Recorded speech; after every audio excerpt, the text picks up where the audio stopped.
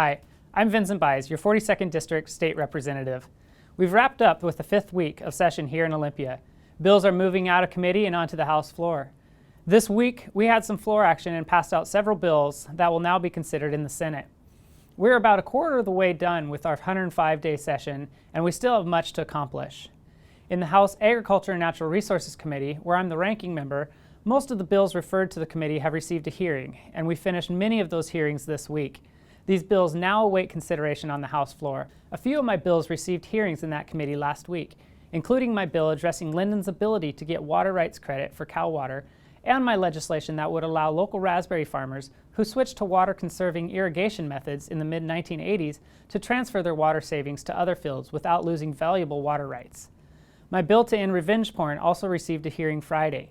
I'll give you more details about that legislation in my next update. You can always get the most up-to-date information about my sponsored legislation by visiting my website at www.representativevincentbuys.com and clicking on Sponsored Bills. I also serve on House Appropriations Committee, which considers measures related to the state operating budget. As you know, the legislature is tasked with creating a 2-year operating budget this session. The first few weeks of these committee hearings have included numerous work sessions, many of which to provide an overview of the budget to new members of the State House of Representatives. These sessions have included how our budget is broken down, pressing issues facing our state that need a budget remedy, and the funding sources we have available. With policy and fiscal cutoffs approaching in the coming weeks, the Appropriations Committee is starting to hear more legislation. Once a bill is introduced and passed out of a policy committee, it is referred to a fiscal committee for members to review the fiscal implications behind the policy at hand. Once it passes the fiscal committee, it has the opportunity to come up to the floor for a vote. Bills that do not pass their respective policy committees by February 20 are essentially dead for the session, unless they are deemed necessary to implement the budget.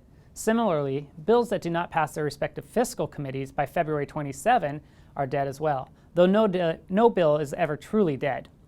Since these cutoffs are quickly approaching, we'll likely start to hear more bills on the floor in the coming weeks. Stay tuned for my next update to hear more about the legislature's most recent work during the 2015 legislative session. Thanks for watching, and it's an honor to serve you.